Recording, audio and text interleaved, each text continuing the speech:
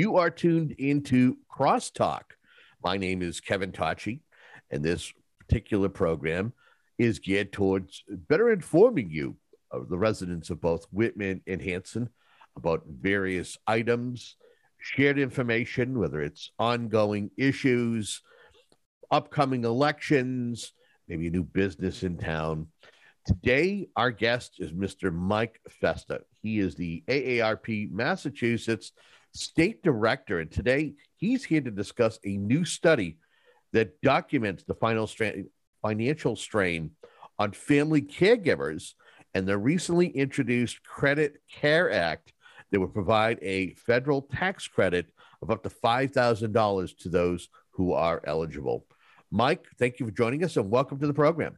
Kevin, thank you very much. It's a pleasure to be on your program and to talk about what I think a lot of folks, your listeners, are going to appreciate, because we're focused on supporting caregivers, and there are a lot of them in Massachusetts, that's for sure. Tell us a little bit about yourself and how you got involved with AARP. Sure. Well, I'm an attorney, and for many, many years, I served in the House of Representatives, actually in Massachusetts, representing the north of Boston district, Melrose, Stoneham, Wakefield. And then I served as the Secretary of Elder Affairs under Governor Deval Patrick for a period of time. I joined AARP as the State Director about 8.5 years ago now. So I'm firmly ensconced in the world of AARP, and in many ways, in my background, I've done a lot of work as a legislator, certainly focused on senior related issues, people 50 plus generally, but certainly along the way, getting to know caregivers, understanding and appreciating the challenges that are presented, and then, of course, with the pandemic exacerbating a lot of those conditions that I'm sure we'll talk about in this interview. Just so everybody knows what the definition is, what is a family caregiver and what is it that they do? Well, let's start with acknowledging that caregivers are essentially family members, but they can also be friends and even neighbors in some cases, but they're providing help of some sort to a loved one or someone close to them. It's usually a parent or a spouse or a sibling. And what we're talking about here are the kinds of things that, kind of common sense. It's going out, getting the groceries, helping around the house, helping with personal care issues, dealing with mobility issues, cooking, cleaning, et cetera. So it can, in some cases, be fairly complex, actually. I mean, we know one of the other studies we've done earlier, which, essentially is part of what we're now going to be talking about. But historically, one of the things that I thought we found, the AARP found was really extraordinary, is that many of our caregivers are providing what I would characterize as pretty complicated, complex medical care. We're talking about, putting in the insulin in and dealing with PICCs, the needles and, and things of that nature. And I would tell you that one of the concerns we've had on that score is that, frankly, there's not a lot of training. One of the bills that passed years ago was to support the training of those who are asked to take care of a loved one leaving the hospital. And there's actually a law in Massachusetts that requires that before you get discharged, a loved one leaves the hospital and goes back to home, that designated caregiver, this is a voluntary thing, but the designated caregiver would be receiving some hands-on training just so they'll know when they go back home, what to do in these complicated cases. So caregivers come from, every generation too. I mean, I think it's important to acknowledge that the loved one that's being cared for could very well be a younger person, right? Someone with complex medical needs, mobility issues, what have you. But the ones who are providing the care, can be as old as those in the silent generation, 60s, 70s, 80s, and then of course younger people, the children of those who are being cared for, et cetera. So they're of many ages. The common denominator, frankly, is that they want to help, and they do help someone else to improve the quality of their life. Let's talk a little bit about whether it's the genesis of the study or what it basically was able to uncover when it comes to the financial strains of Sure. being that family caregiver. Yeah.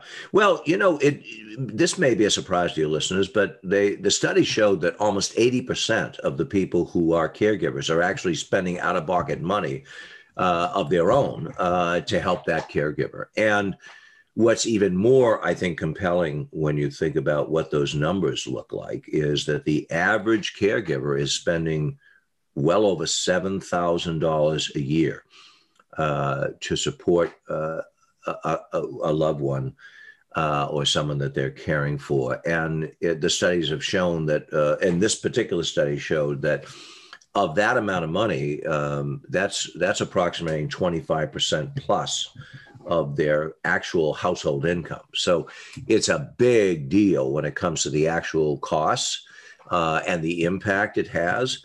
I'm sure that there are many people who are listening, Kevin, that they themselves are caregivers. So a lot of what we're talking about rings true with them, I'm sure, because they are experiencing some of the challenges that we uncovered in this study. I find it interesting that until our conversation here, I'm not aware of any other ways to assist caregivers. Can something actually be done to help those caregivers in need? Well, that's the very critical question, right? And I will tell you that there's actually we're focused now on a federal remedy, is what I would call it. It's called the Credit for Caring Act. It's something that is currently pending in the United States Congress. It's a bipartisan bill that essentially addresses this challenge by acknowledging, number one, that yes, caregivers are laying out serious money to support a loved one. And what we're trying to do, what they are seeking to do with this bill is to provide up to $5,000 of a tax credit, which essentially would be used to help offset a significant amount of those expenses. And, AARP, of course, is strongly supporting this bill. We know how important this is for family caregivers. And what I'm happy to tell you is that two things that are important to acknowledge. Number one is there are a lot of other organizations across the country that have joined forces to support the act. There's something over 80 organizations that are currently advocating, as we are, to make this happen. The other thing is that we have in Massachusetts, where we're talking, an extraordinary delegation that have historically been very supportive of AARP issues, this being one of them. So we've got 9 Congress people, we've got 2 United States senators, and we have really a unanimous view of our delegation that this makes sense to them as well. Many of our delegation are actually co-sponsors of the act. So that's what this is about. I do want to make a quick point, Kevin. We don't have to explore it too deeply, but we are also in Massachusetts fighting for a state-based caregiver tax credit. Nice. It's up to $1,500, and it is something that is pending in the current legislative session. We are cautiously optimistic. We've gotten good support in the legislature in the past, but always getting it across the finish line is a challenge. So I just want to make that known to your listeners as well, that we're working on it at a state level as well. Yeah, and if you don't mind me following up on that, it being sure. a former legislator and somebody who set policy, and how good is it to have bipartisan support, have several organizations that are backing this? Do you feel that it stands a good chance of being, signed into law, that it'll be accepted? I actually do. I mean, I realize that most everyone acknowledges that the conditions in Washington with regard to partisanship are really hyper and not good, generally speaking.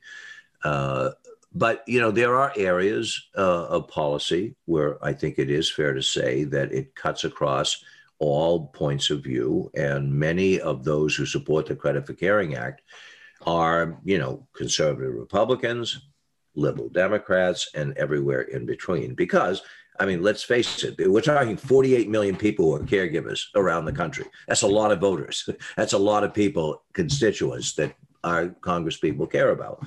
Secondly, this is, there's nothing partisan about it, right? This is about acknowledging that for the sake of the families that are being able to help loved ones, keep them at home longer, that is something that I think is universally felt as a critical need and a societal need. And it also, I think it needs to be pointed out that if you, God forbid, if you think about it, imagine if we didn't have family caregivers of the nature we have, where would those loved ones be going? A lot of them would be driven into very unfortunate, costly alternatives, nursing homes, long-term care facilities, and which is not to say that they're bad inherently, but most people, in fact, the vast majority of people really want to stay in their home as long as possible. And so if you've got a caring person that wants to be helpful to keep you in that home longer, from a policy point of view, from a societal point of view, it makes perfect sense to acknowledge their critical role.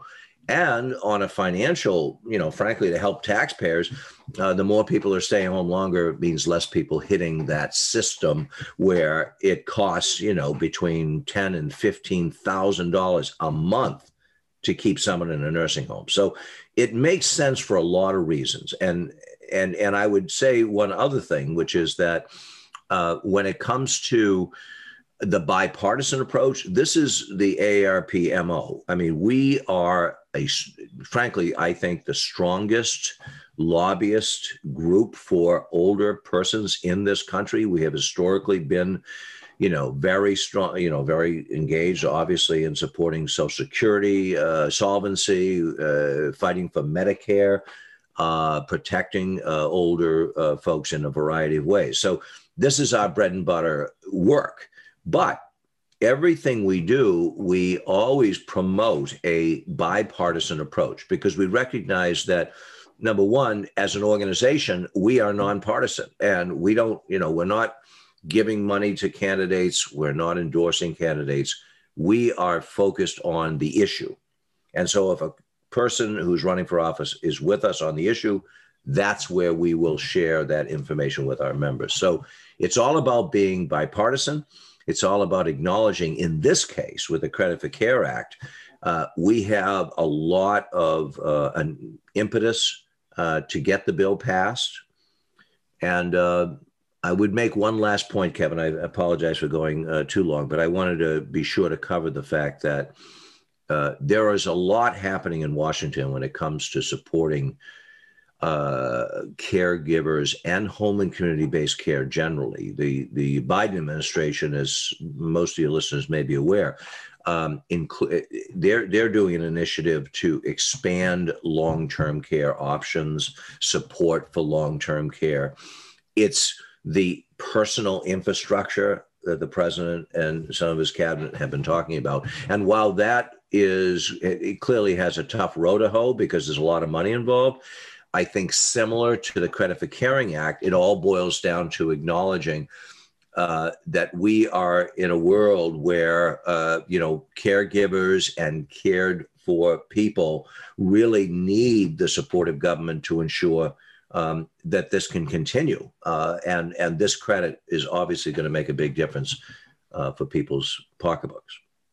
And if you are just joining our conversation, we're speaking with Mike Festa. He is the AARP Massachusetts State Director, and we're talking about the Credit Caring Act that is currently being worked on federally, but he's also in a previous answer mentioned that there is some legislation that is in the works here in the Commonwealth of Massachusetts. So it's kind of a two-pronged attack or two-pronged approach to helping those caregivers. We're on the other side of dealing with a global pandemic. I don't know if we're necessarily out of the woods, but could you kind of talk a little bit how family givers have been affected in regards to COVID and when it hit? Yeah. Well, Kevin, I think that the first thing that has to be said is that even if you're not a caregiver, experiencing the kind of isolation from other neighbors, friends, workers, coworkers. It's really hit all of us in one way or another in a negative way. It's an emotionally very draining situation. We're coming out of it. Massachusetts, we're fortunate that we have a high percentage of those vaccinated. So I think today we're doing the show on the 9th of July. And I think that yesterday there was 90 something people in the whole state that caught COVID. So we're in a good position. However, not to get too negative about it, we also are in a position where people are now talking about variants, Delta variant and other variants that may indeed recycle into environments. Certainly in some parts of the country, there's a real problem with the percentage of people vaccinated. So it's an ongoing challenge. But here's the fundamental point. Because of the pandemic, I think we have found, again, as a society, as a community, that there is a full appreciation for what caregivers have gone through before the pandemic, during the pandemic, and now coming out of the pandemic. This has really highlighted the challenges because, again, one of the things that is true is that when you don't have, if you think about the world around us, most communities have a senior center. Most communities have adult day programs where you can have your loved one dropped off for the day to engage with other seniors, have activities, socialization, et cetera. A lot of those things just shut down completely. In fact, in some communities, they're still shut down. And so it put even more focus and more pressure, frankly, on caregivers to maintain a quality of life in a circumstance where they really didn't have a lot of resources to call upon except their own, which again goes back to the original point, which is the Credit for Caring Act is a financial remedy, but it's an acknowledgement of the critical role that these family caregivers are playing, and the government essentially saying, but for you, it would have been a lot worse for these individuals, but also just collectively, it would have been a much tougher situation for, long-term, long care facilities. So we've got to do what we can to be helpful. And, by the way, on the statistics, one other statistic that I think is really important, a lot of this is in the context of people trying to maintain employment. Here's a caregiver who, mom's now home. They're home because their job has maybe they lost their job because of the pandemic. So there's even more, time, and that's good for the loved one, but that's also putting more pressure on them financially. So there's a whole series of challenges that we're dealing with. And we at AARP are saying, we've got to support our caregivers. We've got to acknowledge the challenges they face. And when it comes to the amount of care, our study showed that about 32% of family caregivers are providing at least 21 hours of care a week. So we're talking serious time. And that's time that, frankly, impacts your ability to go back into the workforce. And obviously, we know that there are other employment-related challenges caused by the pandemic. So it's a perfect storm of challenge. And this is why the remedy that we've been fighting for here and talking about today is so important. Is it worth noting? I don't know if you know the language in regards to this act. Do we know if this is going to be this would be an annual tax credit, and would there yes. Oh, yeah. Okay. This would be an annual tax credit, and it would be based on, what the previous year's expenses were. And again, the tax credit would be up to $5,000, and it's a credit. It means that, even if you have no income, it's money that the government would send to you. And by the way, I know we want to talk about this too, Kevin. It's important, frankly, to talk about the disparate impact on different communities. Sure. And I was actually going to say is we've kind of taken a blanket approach. I definitely want to dissect this a little bit more, if you will. Exactly. Talk about the different groups that are actually hardest hit financially. Yeah. So first, what I think is amazing and chilling in some respects is that when we did our study, we broke it down and we looked at the Hispanic, Latino communities. We looked at the African American, Black American communities. white, and Asian. So you pretty much look at all the demographics. And what we found is that Hispanic, Latino, and Black Americans, on average, they're spending 47% of their income on caregiving and expenses for Latinos. Let me be clear. Latinos were the worst shape financially. 47% household income spent on caregivers, followed by African-American, Black Americans, which on average were spending 34% of their income on caregivers. And those numbers are big numbers. We're talking about, $10,000 plus in many cases. So the impact is really, really borne out with those communities of color and Hispanic communities. And so as we fight to get this passed, we are very mindful of the disparities and the inequities in the system and in the society. And so we know that this will lift all boats, but most assuredly, it will make it even more critically important, and it is more critically important for those in communities, minority communities that really have been struggling. And, for Gen X folks, when you break it down from age, they're spending, remember now, the overall average cost out of pocket, $7,200. For Gen X caregivers, it's like $8,500. And for working caregivers, I mean, this is the other thing too. You have that category of people who are either not working and are taking care of a loved one, but there are many, of course, who are working, and that is another big impact. We talked about it briefly, but we broke it out. The study focused on people who are working and caregiving, and we found that they're spending $10,200 plus on average, which is almost twice as much as caregivers who don't have work-related strains and challenges. So it's in many respects, this is a really dire situation. It's a very challenging one. And people with dementia, people with Alzheimer's, the study showed the average was close to $9,000 a year in out-of-pocket costs. So no matter how you analyze the data, the bottom line for the average caregiver is that people are spending a lot of money out of their pocket. And it's really important for the government to not only acknowledge that, but to do something about it. And that's why the current Credit for Caring Act is so important to AARP as an advocacy group, but frankly, to everyone who is a caregiver and who is concerned about this.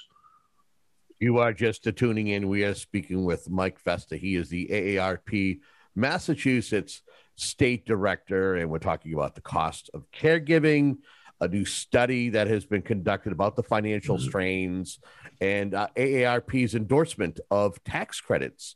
I believe this is called the Credit Caring Act that is being worked on the federal level. We just got a couple of minutes left with you, Mike. Sure. And if you would be kind enough to share a little advice that maybe you could provide to the caregivers, or even tell them what resources AARP could offer them for help. Well, thank you, Kevin. Let me start by saying that a lot of what we've talked about, is obviously in some respects technical, and there's a lot of information. And what I'm going to suggest to folks who are listening in is that at your leisure, if you want, you can go on AARP's website. It's aarp.org, and then you put /caregiving. That's the category, caregiving.